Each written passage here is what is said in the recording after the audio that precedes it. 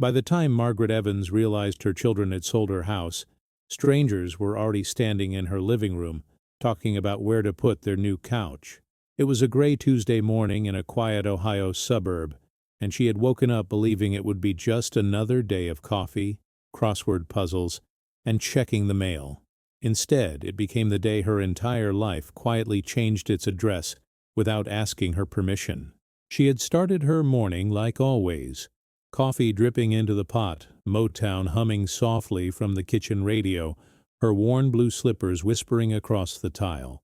Outside the window, the maple tree she and her late husband had planted in 1983 swayed in the breeze, its branches brushing the glass like an old friend. The whole house smelled of lemon cleaner and toast, carrying the comfort of 42 years of routines stacked on top of each other like invisible layers only she could feel. Margaret noticed the black SUV because it didn't belong to her faded driveway the way Emily's white sedan or Ryan's dusty pickup did. The vehicle was too new, too polished, as if it had rolled straight out of a commercial where nobody ever worried about medical bills or mortgage payments. Two people stepped out, one man, one woman, both in crisp business clothes, clipboards and tablets in hand, surveying the house with the detached focus of people who saw homes as listings and square footage, not as the place where someone's entire heart had lived for decades. Wiping her hands on her floral apron, she opened the front door before they could knock, forcing a polite smile that did not reach her eyes. "Can I help you?" she asked, her voice steady, only because she had practiced sounding strong through years of bad news and medical updates. The woman returned a professional smile. "Good morning, Mrs. Evans. We're from the real estate agency. We're just here for the final measurements before closing." The word closing landed like a stone in Margaret's chest. "Before what?" she asked, the question coming out thin and papery, as if her lungs forgot how to fill. The man glanced at his tablet. "The closing on the property," he replied. "Your children mentioned you'd already arranged where you'd be staying once the buyers move in." Margaret stared at him as if he had started speaking another language. "If this moment hits you, tell me honestly in the comments, who would you trust if someone stood on your porch and calmly told you your home was already gone?" "There must be a mistake," she said, fingers tightening around the doorframe until her knuckles whitened. "This is my house. My husband and I bought it. I haven't agreed to sell anything." The woman's expression softened, but her words did not. "Mrs. Evans, the deed is in your children's names now. The sale documents were signed last week." She hesitated, searching for a softer edge to something that had none. "They didn't talk to you about this?" The ticking hallway clock suddenly sounded louder than the radio, each second like a tap on the side of her skull. Margaret's mind flipped back through the past few months. Emily mentioning legal protections over Sunday lunch. Ryan saying it was, "Just in case something happens, Mom, you know," to keep things simple. Stacks of documents laid neatly on the kitchen table. They had told her it was to avoid complications if she ever got sick. She had trusted their voices more than the black ink on the pages she signed without her reading glasses, because love had always sounded safer than fine print. The agent stepped inside at her slow nod, their polished shoes tapping on the hardwood floors she and her husband had refinished one sticky summer while baseball played on the TV in the background. The man looked around at the framed family portraits, the quilt folded over the back of the couch, the Bible still open on the coffee table from last night's reading. "You've made this place really beautiful," he said quietly, almost like an apology. "Have you ever ignored a warning your heart tried to give you, just because it came from someone you loved too much to doubt?" Margaret crossed to the counter and grabbed her phone, her hand shaking just enough to mistap Emily's name the first time. She called again. Straight to voicemail. She tried Ryan, listening to 4 rings before his recorded voice chirped, "Hey, it's Ryan, leave a—" She hung up before the beep, staring at the screen as if it might suddenly produce her children in the doorway instead of silence. The house seemed to hold its breath with her, waiting to find out who it really belonged to now. She walked into the living room on unsteady legs, the agents following at a respectful distance, as if they were walking through a museum of someone else's memories. Sunlight filtered through the lace curtains, painting familiar patterns across the rug where her grandchildren had once left crayons and cookie crumbs. "Where am I supposed to go?" she whispered, more to the room than to the people behind her. The question hung in the air like dust motes, visible only if you looked closely enough. "Your daughter Emily said you'd be staying with her for a while," the woman replied gently. "She sounded very sure about the plan." "Hurry?" Emily's name pressed against Margaret's ribs like a weight she suddenly couldn't shift. She thought of their last lunch at the small diner off the interstate, coffee going cold between them as Emily stirred and stirred without taking a sip. "Mom, trust me," Emily had said, avoiding her eyes. "I just want to make things easier for you." If you were in Margaret's place, would those words still sound like love, or would they start to sound like a warning you heard too late? Outside, a car door slammed, sharp enough to make everyone in the room flinch, and Margaret moved to the window to peek through the curtain. A young couple stood in the driveway beside a silver crossover, fingers laced together, faces bright and hopeful in that way people look when they believe life is finally turning in their favor. The man pointed at the porch, saying something that made the woman laugh, and they both looked up at the house like it was the beginning of their future, not the end of someone else's. "They're a little early," the mail agent murmured, glancing at his watch. "We scheduled a final walkthrough before the closing this afternoon." Margaret watched them with a hollow ache in her chest that surprised even her. To them, this house was hardwood floors, natural light, a good school district, maybe a nursery one day. To her, it was where she had burned a Thanksgiving turkey, taped up school art projects, and sat awake in the dark the night after her husband died, wondering how a house could feel so full of memories and so empty at the same time. What's the hardest goodbye you've ever faced? The one you say out loud, or the quiet one you feel when life moves on without asking if you're ready? Her hands trembling, Margaret turned away from the window and hurried down the hallway to the hall closet. She dragged an old cardboard box from the top shelf, the one labeled in her late husband's careful handwriting. "Important papers." Dust puffed into the air as she wrestled it onto the floor like a stubborn memory that didn't want to be disturbed. She knelt slowly, her knees protesting, and dumped the contents of the box onto the carpet. Bank statements, utility bills, Medicare forms, insurance letters, all spilling into a messy paper ocean at her feet. Somewhere in the chaos, she saw a thick packet stamped in blue ink. Transfer of property and title. Her own signature sat at the bottom of the last page, steady and unquestioning, dated 3 months earlier. If you were in her place right now, would you feel more betrayed by the ink on the paper or by the hands that guided your pen? As she stared at the signature, the memory snapped into place like a door slamming. The notary at the kitchen table, the stack of pages with yellow sticky flags, Emily's hand resting lightly on her shoulder, Ryan joking, "Just sign where they put the stickers, Mom. It's all standard stuff." She remembered the way they rushed her when she reached for her reading glasses. The way Emily said, "We already went over this, remember? You're just signing what we talked about." She had wanted to believe them so badly that she chose trust over clarity, love over details she never truly read. The doorbell chimed again, its cheerful tune slicing through the heavy air as the agents welcomed the young couple inside, and Margaret rose to her feet, clutching the crumpled packet as she stepped into the foyer to hear the man say the one sentence about her new life that would shatter everything she thought she knew about her own children.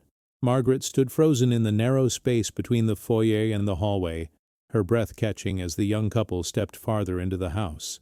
Their voices blended with the soft murmur of the agents, but her mind had already drifted somewhere else, somewhere safer, somewhere that made sense. It drifted backward, reaching for the years when her children still looked at her like she was their whole world, not an inconvenience to be managed. She could still see Emily at age 6, curly hair bouncing as she ran through the backyard chasing fireflies. She remembered the way Emily had cried when her first pet goldfish died, how she'd crawled into Margaret's lap and whispered, "Promise you'll never leave me, Mommy." Back then, her daughter clung to her with a desperate love that felt unbreakable. If only the future could whisper warnings to the past. Have you ever seen someone hide their pain to protect you? Ryan had always been the adventurous one, climbing trees taller than he was allowed and returning to the kitchen with scraped knees.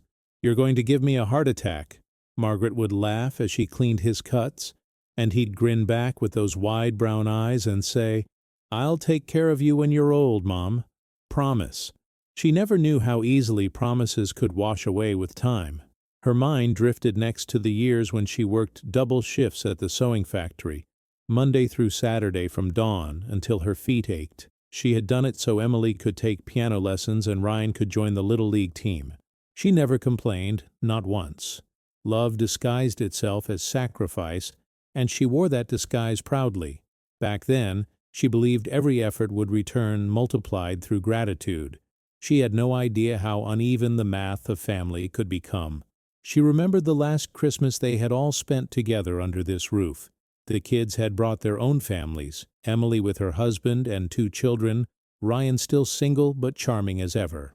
The house had been filled with laughter, the smell of cinnamon rolls, the chaos of wrapping paper. Margaret had stood at the kitchen counter stirring gravy while thinking, "This is what growing old should feel like." She had no idea this very house would be taken from her by the same people she fed that night. When her husband, Tom, passed away 5 years earlier, the house felt too big, too quiet, too full of memories with no one to share them. Emily and Ryan had stepped in with concern, and she believed every word of it. They had helped her sort bills, attended doctor visits, and insisted on handling her paperwork because, "Mom, it's easier if we take care of the complicated stuff." Margaret remembered sitting at the kitchen table one rainy afternoon, looking at a stack of documents she barely understood. Emily sat beside her, gently patting her hand. "You don't need to stress about this," she had said. "Just sign where the sticky notes are. Ryan and I will make sure everything is in order." Margaret had paused then. Something inside her, something quiet, something instinctive, had whispered, "Read it first." But Emily's soft voice drowned it out with, "Do you trust me, Mom?" And Margaret, wanting to believe the girl who once cried into her lap over a goldfish, had answered, "Of course I do." If you were in her place, would you forgive? The narrator might ask, inviting the viewers to face their own stories, because trust once given becomes a fragile thing, and betrayal cracks it sharper than glass. The flashbacks kept coming, stitching themselves together like a movie she had watched too many times. There was the night Ryan had broken his ankle at baseball practice, and she had stayed awake in a cold emergency room keeping his spirits up. There was Emily's first heartbreak when Margaret held her through sobs that soaked her shirt. There were birthdays, scraped knees, report cards, school plays, dozens of moments where her children had been the center of her world. So when they grew up and told her, "Let us handle things for you," she believed it was their turn to care for her. She believed love worked like a circle, returning to the one who had given it. She never imagined they would use her trust as a doorway to something darker. A memory struck her next. Sharper, more recent. Only 3 months ago, Emily had shown up with a folder and said, "It's just for estate planning. If anything ever happens to you, it's better if the house is already under our names. It avoids legal complications." Margaret had hesitated, chewing the inside of her cheek the way she did when something didn't feel right. But Emily's hand on her shoulder, warm and steady, made her nod. Trust again, blind and eager. And then, Ryan's voice in another memory, laughing lightly. "Mom, you're not going anywhere anytime soon. It's just paperwork. You'll still live here as long as you want." As long as you want. She should have listened more carefully to the way he didn't meet her eyes. Back in the present, Margaret blinked away the tears threatening to spill. The young couple's voices drifted from the living room, filled with excitement. "It gets such beautiful light in the mornings," the woman said.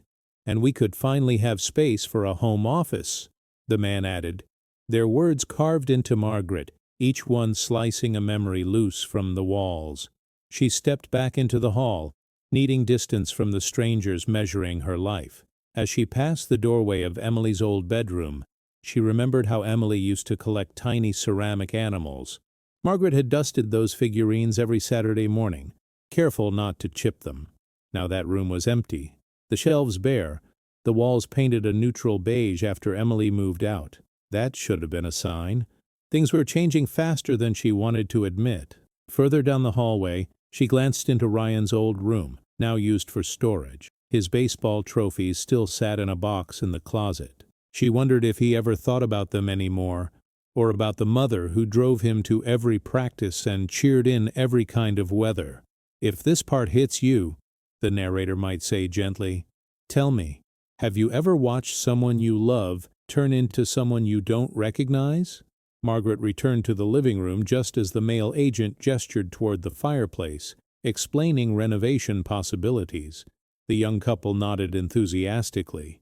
Hope, dreams, a future. They all sparkled in their eyes. A future built on the remains of her past. She gripped the packet of documents in her hand so tightly the pages crinkled. Her heart beat louder than the ticking clock. She needed answers. She needed the truth. She needed her children to explain how love had turned into this. She reached for her phone again, determination tightening her jaw. She dialed Emily's number. 1 ring, 2 rings, 3. Then, finally, someone answered.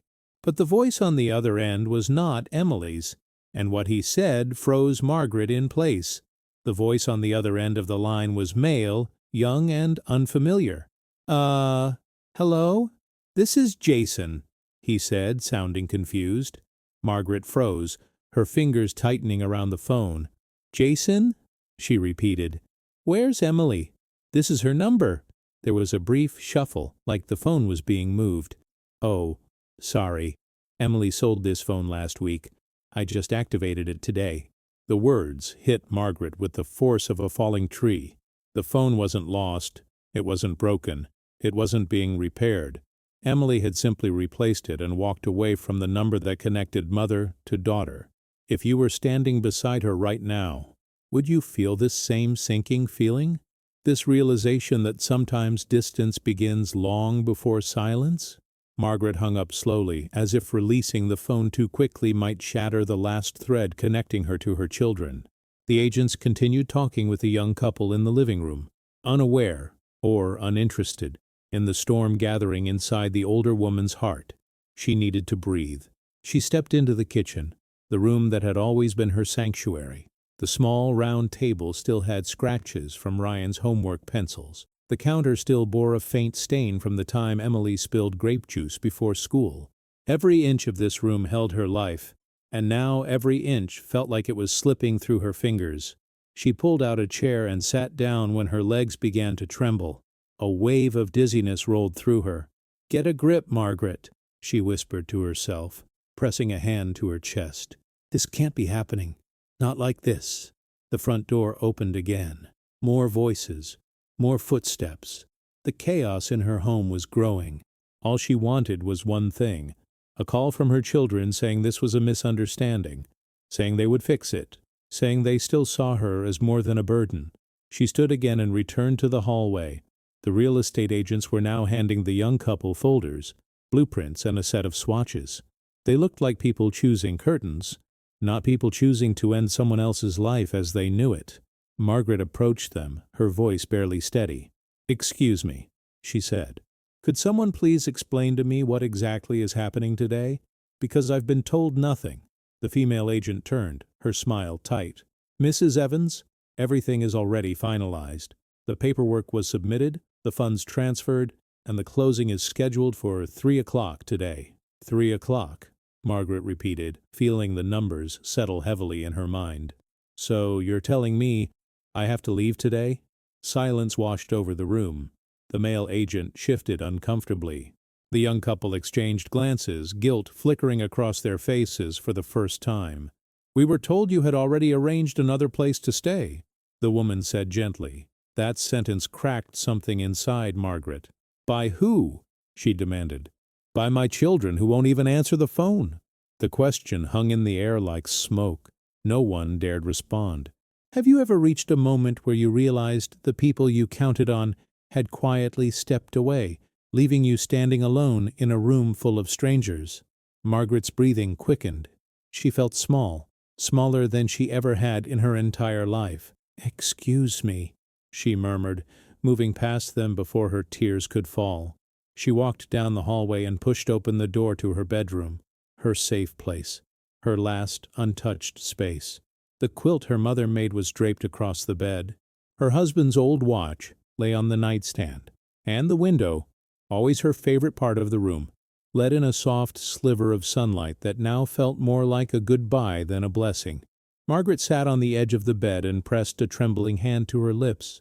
"Tom," she whispered to the empty room, "what would you do if you were here?"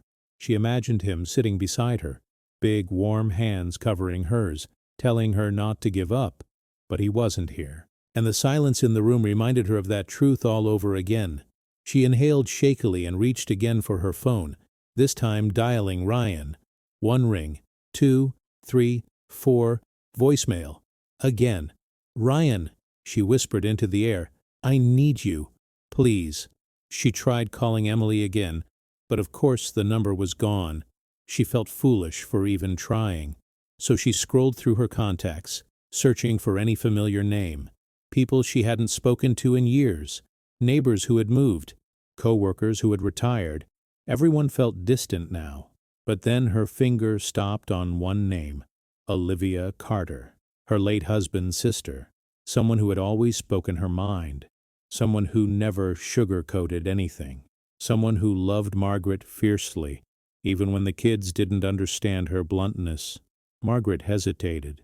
She hadn't spoken to Olivia much since Tom died. Grief had spread them apart, like two leaves carried by separate rivers. But now, she had no one else. She pressed call. It rang once, twice. Then Olivia picked up. "Margaret?" The sound of her voice cracked something open inside her. "Olivia," Margaret said, trying to hold steady. I need help." Olivia's tone shifted instantly. "What's wrong? Are you hurt? Where are the kids?" And that was when the tears finally came, silent at first, then unstoppable. "They sold the house," she whispered. "They sold my home, Olivia, and I didn't even know." There was a long pause, a dangerous pause. Olivia Carter was not a woman who paused unless she was gathering strength for a storm. "I'm on my way," she said. "Stay exactly where you are." Margaret closed her eyes, relief and fear colliding inside her. "Thank you," she breathed. "Thank you." But before she could say more, loud voices erupted from the front of the house, raised, tense, urgent. Margaret wiped her face and stood, her heart thudding. She moved down the hallway, steps slow, cautious. The agents looked alarmed. The young couple looked startled. Something was wrong, terribly wrong. And then she heard it. A man's voice at the doorway, one she knew, one she trusted, one who should have been on her side. But what he said next made her knees nearly buckle. Margaret froze in the hallway as the familiar voice echoed from the front door. It was deep, steady, and threaded with a confidence she had always trusted. She stepped forward slowly, her breath held tight in her chest. Then she saw him, Pastor Daniel Brooks, her longtime church pastor, standing inside the doorway with a folder under his arm and concern carved across his face. "Pastor," she whispered, confused. What are you doing here?" Every conversation in the house went silent. The real estate agents stiffened. The young couple exchanged uneasy glances. Pastor Daniel looked at Margaret the way you look at someone standing on railroad tracks without realizing the train is coming. "I came because Ryan asked me to," he said gently. "He told me you might need support today, that things might be difficult." Margaret felt her heart twist. "Ryan?" she repeated. He couldn't even pick up the phone. Pastor Daniel stepped closer, lowering his voice. "He said he was overwhelmed, that he thought involving me would help soften things." His eyes flicked over the agents and the couple, a quiet disappointment settling in. "He didn't tell me the extent of what was happening." "If this moment hits you," the narrator might ask softly, "tell me, who would you trust when the people closest to you start speaking through someone else?" Margaret swallowed hard. "Pastor, they sold my house, without telling me, without asking me." Pastor Daniel's face changed, gentle concern sharpening into something colder, steadier. He opened the folder he carried and pulled out a stack of papers. "That's why I came.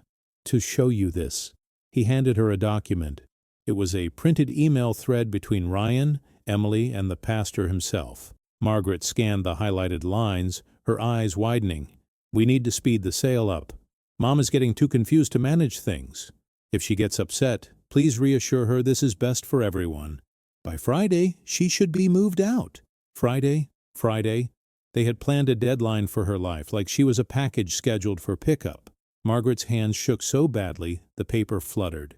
Why would they write this?" she whispered. "Why would they say I'm confused? I'm not confused. I'm not." Pastor Daniel placed a steady hand on her shoulder. "I know you're not," he said softly, "but they told me otherwise."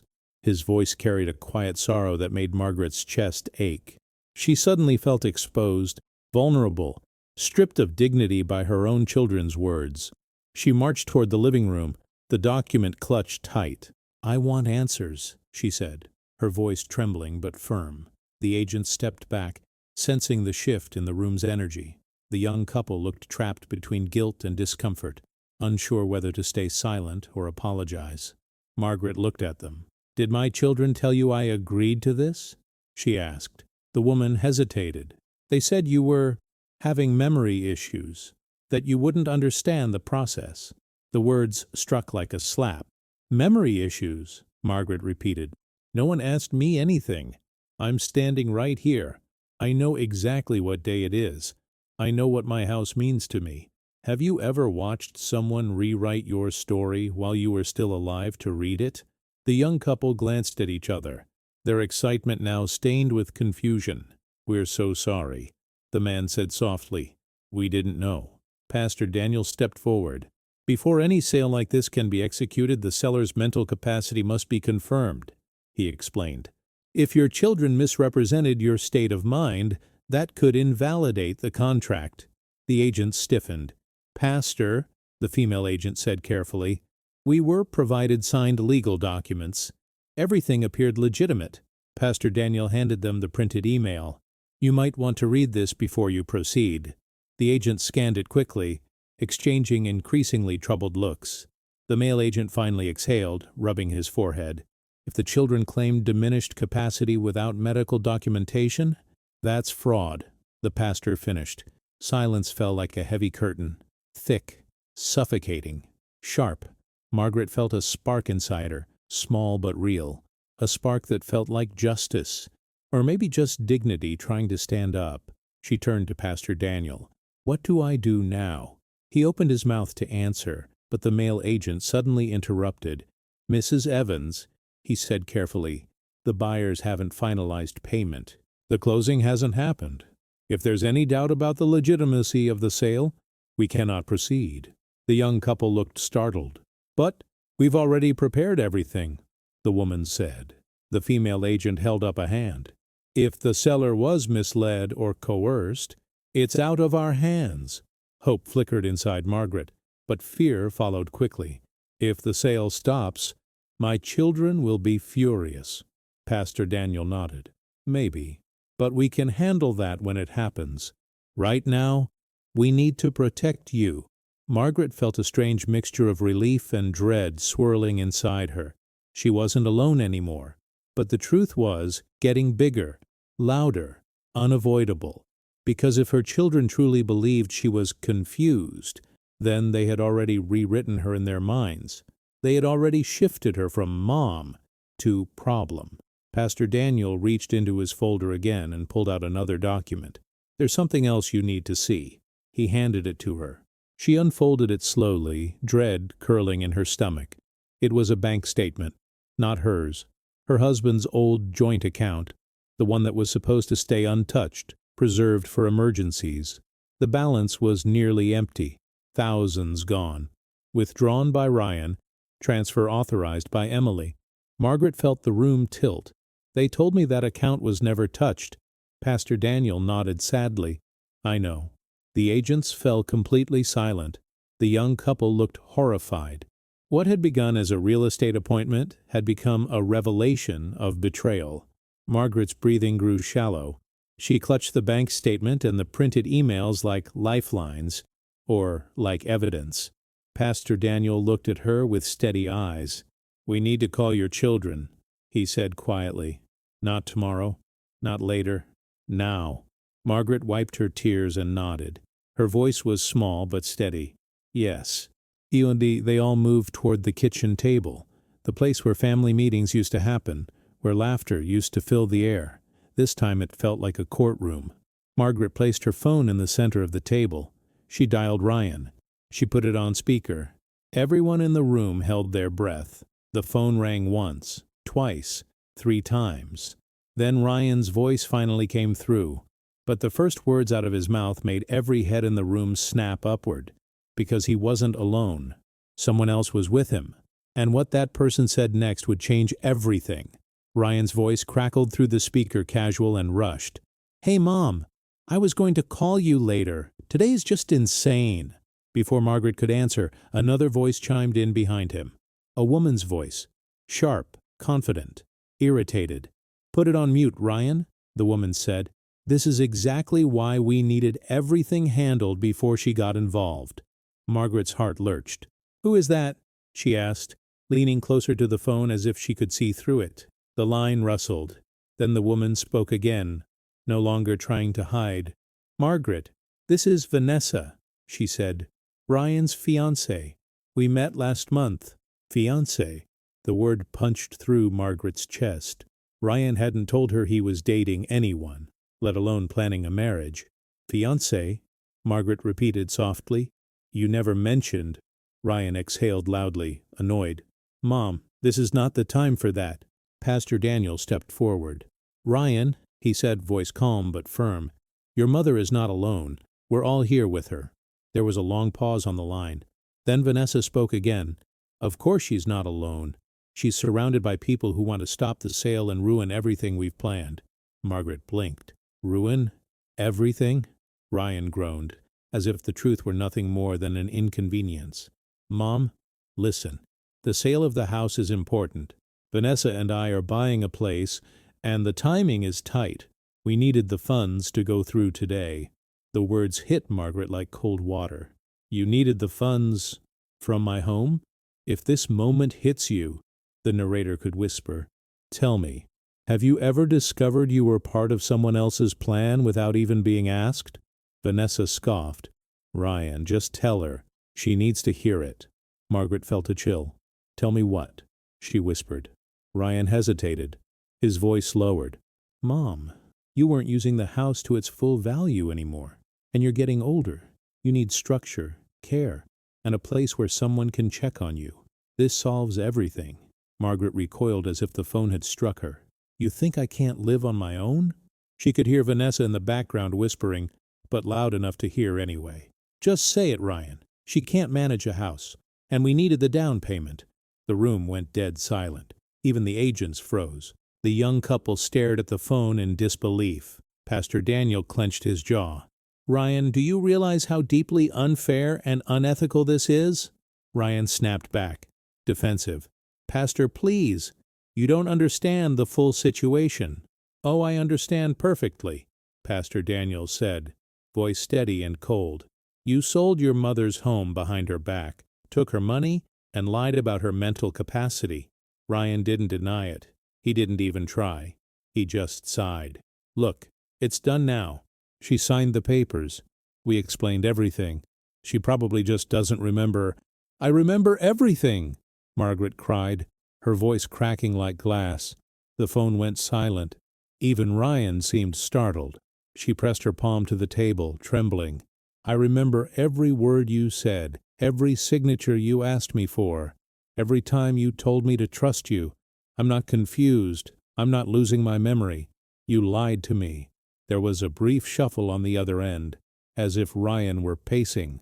"Mom, I didn't lie. I just simplified things. You didn't need all the details. It would have stressed you out." Margaret's breath caught. "You stole my home because you thought I wouldn't understand," Vanessa chimed in sharply. "He didn't steal anything. You gifted the house. It's already sold. And honestly, you should be grateful we're helping shape your future. Plenty of elderly people lose everything because their families don't step up." Pastor Daniel's expression hardened. Margaret, don't listen to her for another second. But Margaret wasn't listening to anyone except the memories flashing through her mind like shattered film. Ryan laughing in her kitchen, Vanessa smiling politely during their one brief meeting, the papers she signed with trust instead of caution. She stood slowly, gripping the back of her chair. "Ryan," she said softly, "I need you to come here, now, face to face." Ryan hesitated. "Mom?" "Now," she insisted. Another pause. Then, "Fine. We'll be there in 20 minutes. He hung up. No goodbye. No reassurance. Only silence. Margaret lowered the phone onto the table, her hand trembling. The agents exchanged solemn glances. The young couple quietly stepped toward the door, unsure if they should stay. "Mrs. Evans," the female agent said gently, "we will put the closing on hold until everything is clarified. I promise you that." Margaret nodded slowly. "Thank you." But her voice sounded far away, even to herself. As the agents walked the young couple out, Pastor Daniel gently pulled a chair beside her. "We'll figure this out," he promised. "You're not alone." Margaret pressed her hand to her forehead. "I just never thought—" Her voice broke. "I never thought my own children would do this." Pastor Daniel nodded, sadness deepening the lines in his face. "Sometimes people make desperate choices, sometimes selfish ones. But whatever their reasons, this isn't your fault." Margaret inhaled shakily. "I want to believe that." A minute passed, then another. The ticking clock felt louder now, each second pulling Ryan closer. Margaret rose to her feet and walked to the window. She watched the driveway, waiting for her children, waiting for explanations, apologies, or lies. She didn't know which would come first. Pastor Daniel remained behind her, giving her space. "Whatever happens next," he said quietly, "you will face it with strength." Strength. She hoped she still had some left. Then, in the silence between breaths, Margaret heard something outside. A car door slamming. Voices. Footsteps approaching the house. She stepped back from the window, her heart thundering. Ryan and Vanessa had arrived early, but they were not alone, and the person who stepped out of the second car behind them made Margaret gasp, because it was someone she never expected to see walking up her driveway again. The moment Margaret saw the second car door open, her breath caught in her throat. The afternoon sun reflected off the windshield, making it hard to see the person clearly at first. But as the figure stepped forward, the light shifted, and Margaret's knees nearly gave out. Walking up the driveway, clutching a leather folder to his chest, was attorney Michael Harper, her late husband's closest friend and the man who once told her, "If anything ever goes wrong, call me first." She hadn't spoken to him in years, not since Tom's funeral. But there he was, older, grayer, but unmistakably the same man who had helped them buy this house 4 decades ago. Margaret pressed a trembling hand to her lips. "Michael," she whispered, unable to believe it. Ryan and Vanessa froze on the sidewalk when they realized he was with them. Ryan's face went pale. Vanessa's mouth fell open. Whatever confidence they had arrived with evaporated instantly. Pastor Daniel stepped up beside Margaret. "Is that who I think it is?" he asked quietly. Margaret nodded, barely breathing. Tom's attorney. His best friend. For the first time all day, something like relief cracked through the suffocating tension, a spark of hope flickering in the darkness. "If this moment hits you," the narrator might ask, "tell me, have you ever felt help arriving at the exact second you thought you'd fall apart?" Ryan walked toward the house quickly, trying to regain control.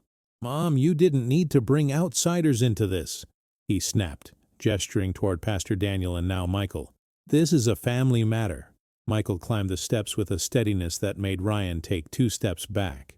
"When a family member is being taken advantage of," he said calmly, "it becomes a legal matter." Vanessa crossed her arms. "Advantage? No one is taking advantage of anyone. The house sale is legal." Michael lifted his folder. "We'll see." Margaret stared at him, overwhelmed. "Michael, how did you know to come?" He gave her a gentle smile. "It wasn't your children who called me." Her brows furrowed. "Then who—" "Olivia," he said softly. "She told me everything you told her. I left a meeting and drove straight here." A small broken sound escaped Margaret's throat. Olivia had always been blunt, sometimes harsh, but her loyalty was fierce. She truly had come through for her. Michael turned to Ryan, his eyes sharp. Before we go any further, I need to know exactly what you told your mother when she signed the transfer of ownership. Ryan swallowed, his bravado fading. She knew what she was signing. Michael's expression didn't change. Did she sign anything in the presence of legal counsel? No, Ryan muttered. Was she given copies of the documents afterward? No. Did she request independent review or time to read them? Ryan hesitated. She didn't need to. We explained everything. When? Michael raised an eyebrow. Explained? Or reassured? The silence that followed answered for him. Pastor Daniel stepped in. They told me she was confused. They said she couldn't keep track of things. Michael's jaw tightened.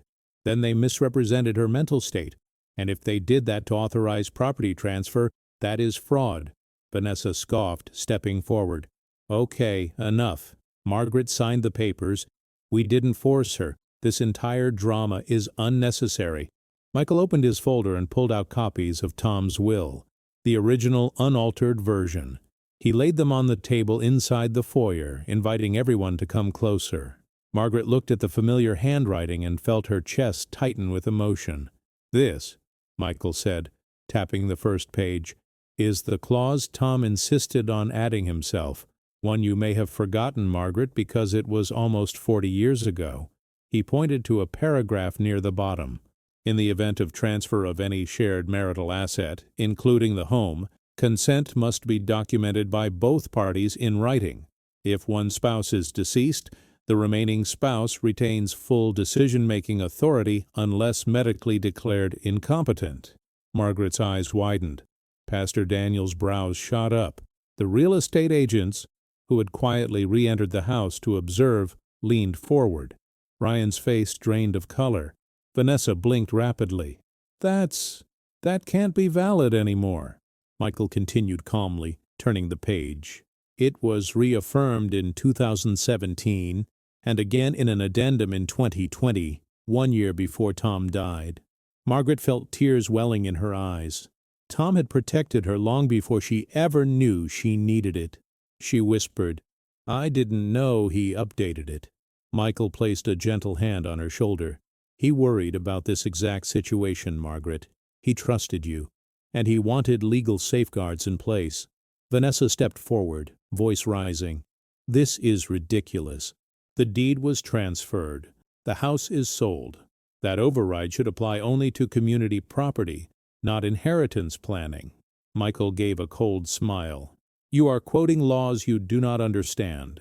Ryan stepped in front of Vanessa, palms raised defensively.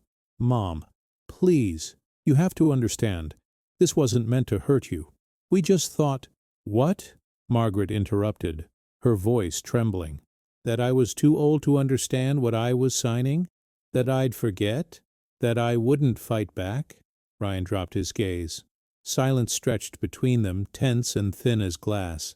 If you were in Margaret's place, the narrator might whisper, would you forgive this moment? Or would it break you? Michael turned to the agents. Legally, you cannot proceed with the sale. The transfer was fraudulent. The female agent nodded solemnly. Then the sale is officially paused. The young couple looked devastated but respectful. We're so sorry, the man said. We had no idea. Margaret nodded softly. In that moment, she felt something warm inside her, a thin thread of safety weaving itself back together. But the moment didn't last. As Michael gathered the papers, Vanessa's expression changed. Not shock, not guilt. Anger, cold, calculated. She stepped forward, lowering her voice. You think this is over? Ryan and I did what we had to. And when everything comes out, you will see that we were right. Vanessa? Ryan muttered, tugging at her arm. Not now. She jerked away. No? She needs to hear it. Margaret's pulse quickened. Hear what? Vanessa crossed her arms, eyes narrowing. The real reason we needed the house sold, the real reason Ryan pushed the paperwork through, the thing neither of us wanted to say out loud. Ryan turned toward her sharply. Vanessa, stop. But she didn't stop. She took a step closer to Margaret, her expression shifting into something dark and unrecognizable, and the next sentence she spoke ripped the breath from the room, pulling Margaret into a truth she never expected to face. Vanessa's words sliced through the air before anyone could stop her. "Ryan is in debt, Margaret, massive debt, and your house was the only way out." Her voice wasn't apologetic. It was sharp, almost triumphant, as if she had been waiting for this moment. Margaret felt the room tilt. "Debt," she whispered. "What do you mean, debt?" Ryan closed his eyes, shoulders collapsing. "Vanessa, enough," he muttered, but she ignored him. She stepped forward, her heels clicking sharply against the hardwood floor. "Your son owes more money than you can imagine. Credit cards, loans, a failed business deal, and now some very serious people are demanding repayment." Margaret stared at her son, searching for denial, for correction, for something that proved this woman wrong. But Ryan wouldn't look at her. His silence was louder than any confession. Pastor Daniel exhaled slowly. "Ryan, is this true?" Ryan ran a hand through his hair, defeated. "I messed up," he said quietly. "I messed up really badly." Margaret's voice trembled. "But why? Why my home? Why not come to me and tell me the truth?" He finally looked up, eyes glossy with shame. "Because you would have said no." The simplicity of that answer felt like a blow to the chest. Because she would have said no. Because she had raised him with morals he ignored. Because he knew she would have stopped him, so he went behind her back. "If this moment hits you," the narrator might whisper, "tell me, have you ever been punished for being the kind of person who would have helped if only they had asked?" Vanessa folded her arms. "Look, Margaret, the house was sitting there losing value. Ryan said he'd eventually inherit it anyway. We were just accelerating the inevitable." Margaret's eyes burned. "Accelerating," she repeated. "You sold my memories, my life, the place where I raised my children, for a debt you hid from me?" Ryan opened his mouth, but nothing came out. Michael stepped forward. "How much does he owe?" he asked sharply. Ryan swallowed hard. "About 200,000. The room erupted in gasps. Margaret's hand flew to her chest. Pastor Daniel looked stricken. Even the real estate agents, still lingering nearby, exchanged horrified glances. 200,000? Margaret whispered. "Ryan, how could you let it get this bad?" Ryan looked at her with desperate eyes. "I didn't mean for any of this to happen. I thought I could fix it before things got out of control. But then Vanessa and I—" Vanessa cut him off sharply. "Don't blame this on me." "Oh, trust me," Michael muttered. "No one is confused about who influenced what." Vanessa glared at him. "You don't know anything about me. I know opportunism when I see it," Michael replied calmly. The tension spiked. Margaret felt trapped between heartbreak and rage. She thought of Ryan at age 10, crying after breaking her favorite vase. He had apologized for days. She thought of him at 16, showing her his report card with pride. She thought of every moment she believed he would grow into a good man. But somewhere along the way, something had unraveled. "Why didn't you come to me?" she whispered again, tears slipping down her cheeks.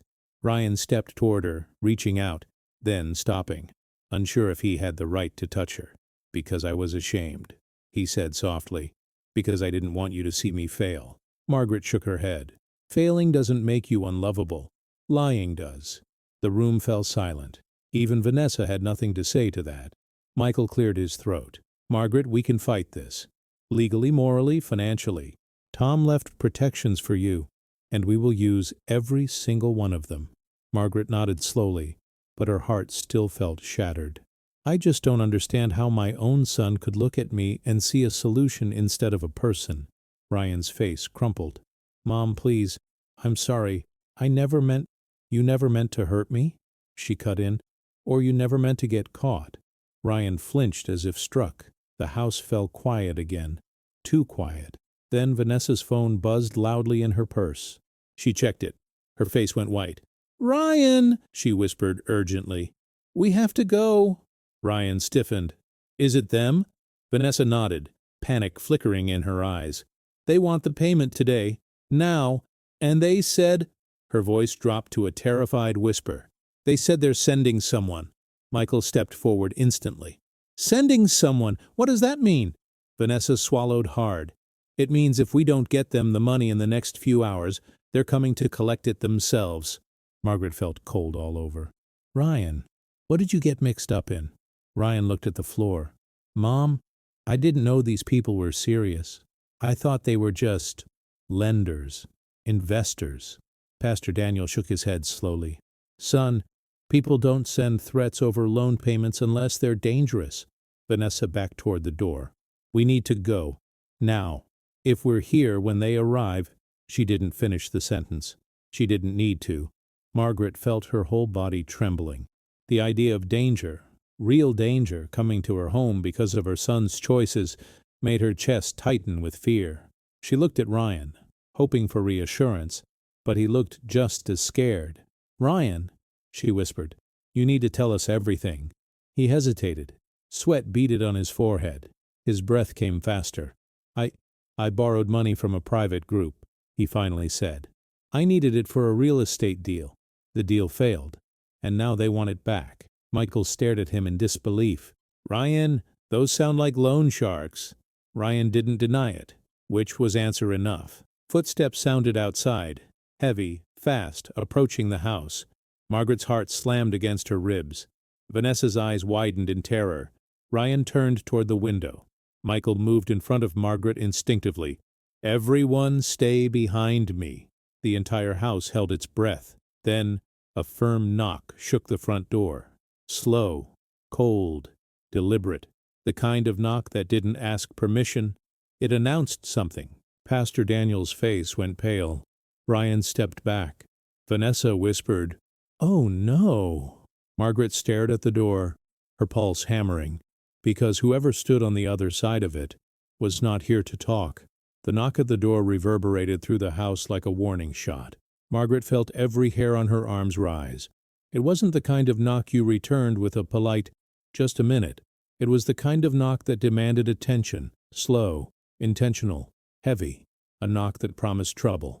Ryan took 2 steps back, instinctively shielding himself behind Vanessa. His voice trembled. "They're early. I didn't think they'd come this fast." Michael raised a hand, silently telling everyone to stay still. He moved cautiously toward the front door, adjusting his glasses, his body tense but controlled. "Nobody answers," he whispered. "Not until we know who's there."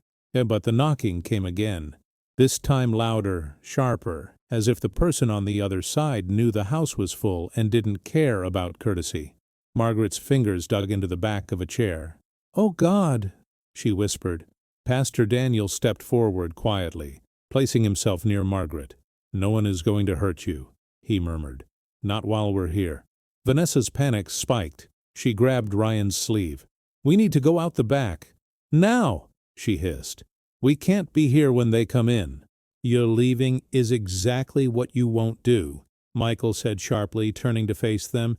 "If these people are dangerous, the worst thing you can do is run. They'll follow you. Or worse, drag the rest of us into it." Another knock thundered through the house, followed by a man's voice, deep, controlled, ice-cold.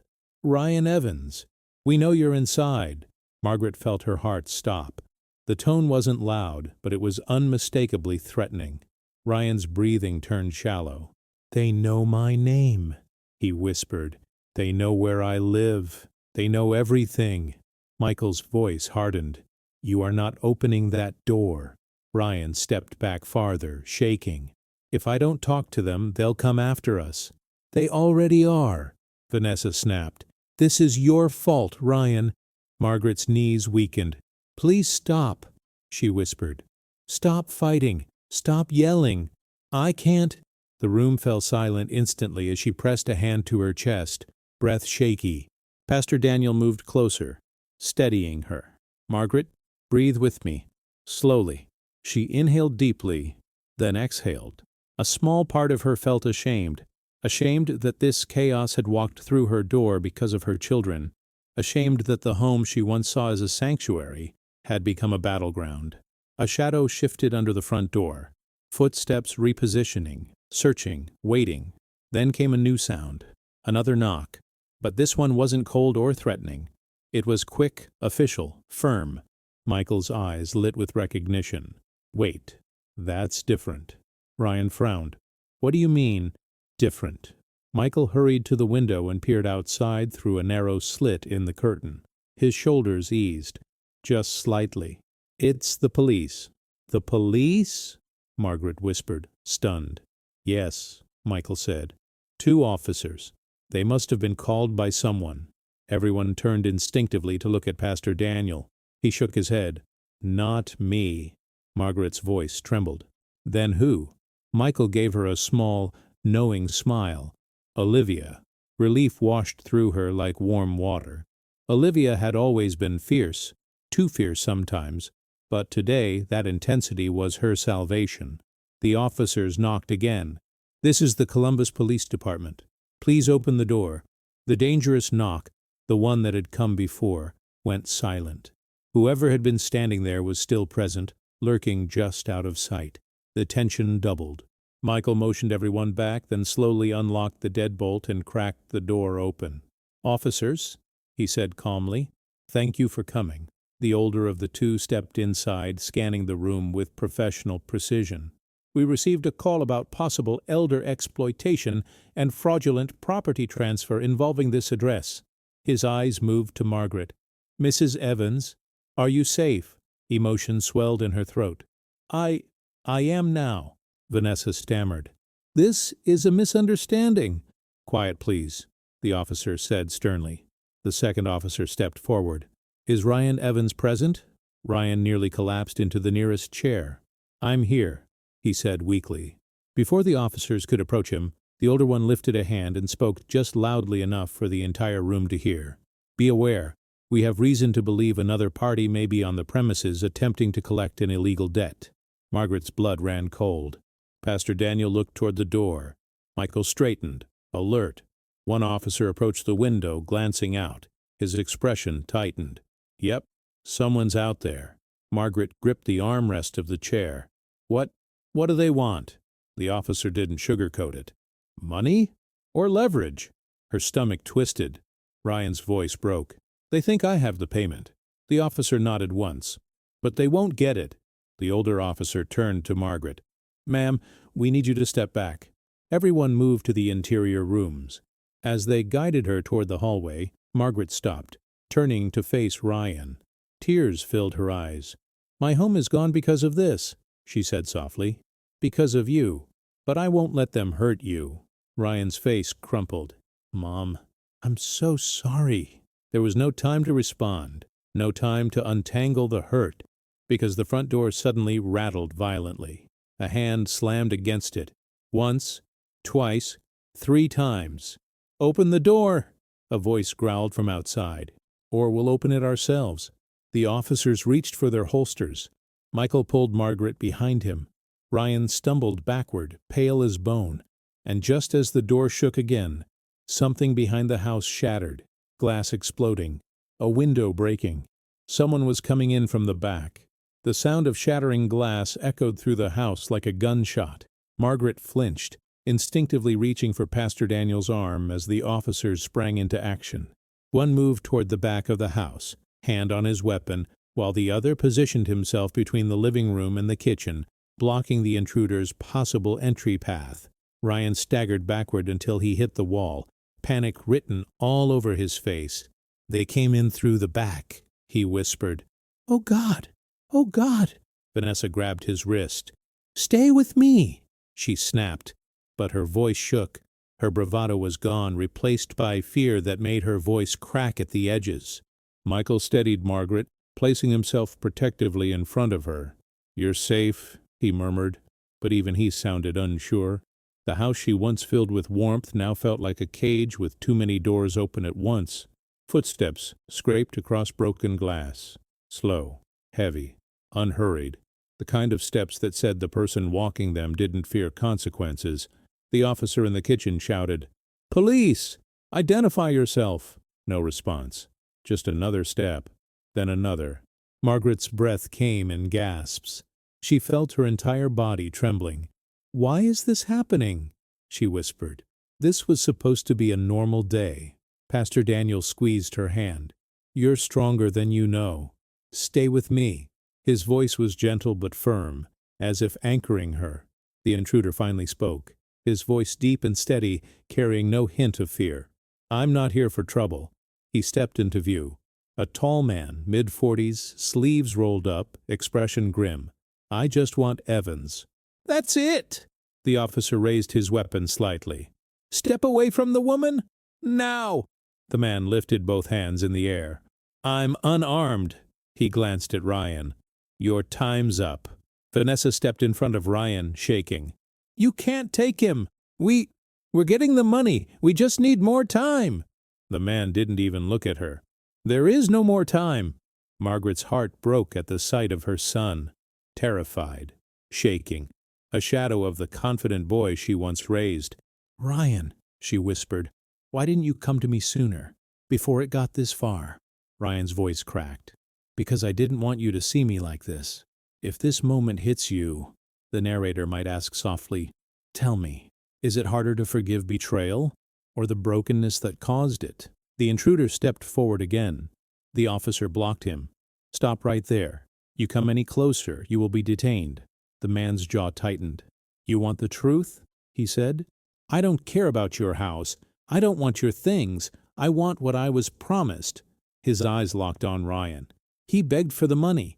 He said his mother would never let him fail, said she'd give anything to protect him." The words sliced through Margaret like a blade. Ryan's head dropped. He didn't deny it. "You used me," she whispered. "Even in your promises to strangers, you used me as a tool." Tears streamed down Ryan's face.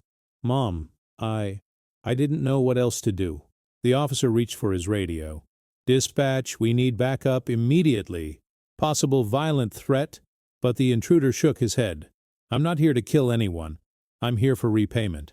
That's all." He glanced again at Ryan. "Evans, you know the rules. Pay it back, or pay another way." The room tensed. Even the air felt heavy. Michael stepped forward. "I suggest you step back and let the police do their job. This woman has already suffered more than enough because of all of you." The man looked at Margaret, then really looked. Something in his expression softened. "I'm not here to hurt her," he said quietly. "I know a vulnerable person when I see one. I was one myself once." Margaret blinked, stunned at the unexpected sympathy. But he raised his chin toward Ryan. But him? He knew what he was doing, and he knew who would pay the price if he failed. The tension in the room coiled tighter. Finally, the officer stepped closer. "Sir, you need to come with us outside. Right now." The intruder didn't resist. He lowered his hands calmly. "Fine. I'll wait outside. But this isn't over." He turned and walked toward the front door, escorted by the officer. His boots crunched over broken glass as they disappeared outside. The moment he was gone, Vanessa collapsed into a chair. "We're done," she whispered. "Ryan, we're done. They're going to destroy us." Ryan sank to the floor back against the wall. "I didn't want this. I never wanted any of this." Kuru, Margaret knelt beside him, her age and shaking bones be damned. She placed a hand on his cheek. "You made choices that broke my heart," she whispered. "But you are still my son." He sobbed. "Mom, I'm sorry." "Sorry," she echoed, feeling every fracture inside her. "Sorry doesn't return trust. Sorry doesn't fix this house. Sorry doesn't undo what you did." Pastor Daniel placed a hand on Margaret's shoulder. "You don't have to resolve this today," he said gently. "But today, truth has finally come to light." Michael nodded in agreement. "And justice begins with truth." Ryan looked up, desperate. Can you forgive me?" Margaret swallowed hard. She didn't answer, because she didn't have an answer yet. Forgiveness was a mountain. She hadn't even found the trail. Then the younger officer returned from the back door, face tense. "We found more footprints outside. Whoever came in wasn't alone." Everyone froze. Margaret felt her stomach drop. The officer continued. "And the second person, they didn't leave." Pastor Daniel tensed. "Then where are they?" The officer's hand moved toward his holster. His voice dropped to a whisper. "They're still in the house." The room fell into a stunned silence as the officer's warning echoed through the house. Margaret felt a cold ripple of fear move through her, But something inside her steadied at the same time. She had spent her entire life putting others first, softening herself for everyone else's comfort. Not today. Today, despite her shaking hands and shattered heart, she stood straighter. The officers swept through the house methodically, moving room by room, weapons drawn but controlled. Margaret waited in the living room with Pastor Daniel and Michael, her fingers twisting the hem of her sweater. Ryan and Vanessa huddled near the entryway, neither daring to speak. Every creak, every footstep made the group tense. But slowly, steadily, the officers returned. "All clear," the older one announced. "Whoever was with the intruder must have slipped out through the backyard before we secured the perimeter." His voice softened when he turned to Margaret. "Ma'am, you're safe." Safe. For the first time since morning, the word didn't feel fragile. Margaret exhaled shakily, wrapping her arms around herself. "Thank you," she whispered. And she meant it. Not just for the officer's presence, but for the truth that had finally come into the light. Vanessa straightened her hair with trembling fingers. "So, what now? Do we all just pretend this never happened?" Michael turned to her, his expression controlled but firm. "No, Ms. Lewis, nothing about today will be ignored." He placed his folder on the table. "I will be filing a full report of fraudulent activity, requesting an immediate injunction on the property transfer, and notifying the state about potential financial exploitation of a vulnerable adult." Ryan winced as if each word struck him. "Michael, please." Margaret looked at her son. Really looked.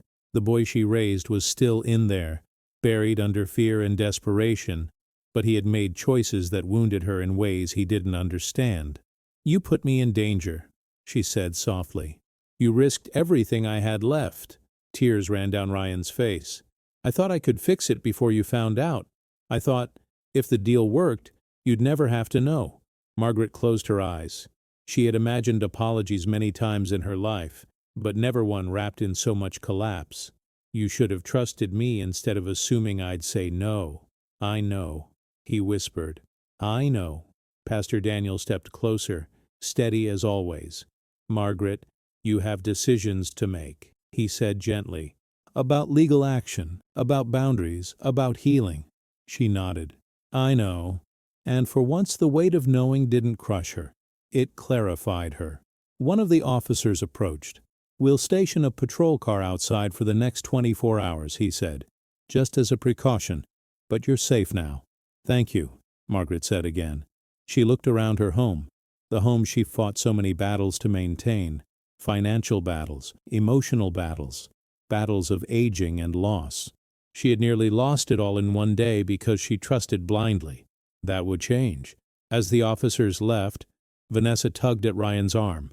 "We need to go," she murmured urgently. "This is spiraling." Ryan didn't move. His eyes stayed on his mother. "Mom, I'll do anything to make this right." Margaret felt a strange mixture of sorrow and resolve wash through her. "I believe you want to," she said. "But trust is not words. Trust is action." Michael nodded. "And those actions start with accountability, legal and personal." Ryan wiped his cheeks. "I'll cooperate with whatever you need. The paperwork, the investigation, anything. I'm done running." Vanessa opened her mouth to protest, but Ryan shook his head. "No, I caused this. Not you, not Mom, me." There was something almost peaceful in his confession, like the first breath after nearly drowning. Margaret stepped toward him slowly. She placed a hand on his cheek, her touch gentle but trembling. "I love you," she whispered. "I will always love you. But loving someone doesn't erase what they've done." Ryan nodded, tears falling again. "I understand." Pastor Daniel watched them with quiet compassion. "Reconciliation," he said softly, "is not forgetting the wound. It's remembering it without letting it poison the future." Margaret breathed in deeply. The truth settled inside her, not as a burden, but as a beginning. "I don't know yet what I can forgive," she admitted. "But I'm willing to see what healing looks like." Michael stepped beside her. "For now, we focus on protecting your home and your rights. The sale is blocked. The transfer is invalid. You're not losing this house." A soft, relieved sob escaped her. "Tom would have wanted that," she whispered. Michael gave her a sad smile. Tom made sure of it when he wrote that will. Hours passed. Statements were taken, documents were gathered. Eventually, Ryan and Vanessa slipped out quietly, unsure of their place in the world they had tried to manipulate. Margaret didn't ask them to stay. She also didn't tell them to leave forever. Some decisions needed time. As evening settled, warm sunlight filtered through the windows, casting gentle patterns across the living room floor. Margaret stood by the window, hands resting lightly on the frame. The maple tree outside swayed softly, just as it had the morning she had planted it with Tom. Pastor Daniel joined her. "How do you feel?" he asked. Margaret watched the tree. "Like something broke today," she said truthfully, "but also like something was rebuilt." He nodded. "That's how truth works. It destroys what was false so something real can take its place." Margaret smiled faintly. "I'm not the same woman who woke up this morning." "No," he agreed. "You're stronger." Behind them, Michael gathered his papers. "Margaret," he said, "you're not alone. We'll fight this together." She turned toward him, gratitude swelling in her chest. "Thank you, Michael, for coming, for protecting me, for remembering the promises you made to Tom." He gave a gentle bow of his head. "A promise made to a good man is a promise kept forever." As the house grew quiet, Margaret walked slowly toward the kitchen, the heart of her home. She touched the counter where she had rolled dough with tiny hands beside hers. She brushed her fingers over the refrigerator door where her grandchildren's drawings once hung. She stood in the doorway of the living room, seeing everything anew. Her home wasn't just walls. It was memory. It was identity. It was survival. And today, she had protected it, protected herself in ways she never knew she could. Margaret whispered into the warm evening light, "I'm still standing." For the first time in years, she felt the truth of it settle deeply in her soul. Not a declaration of strength to others, but a quiet promise to herself.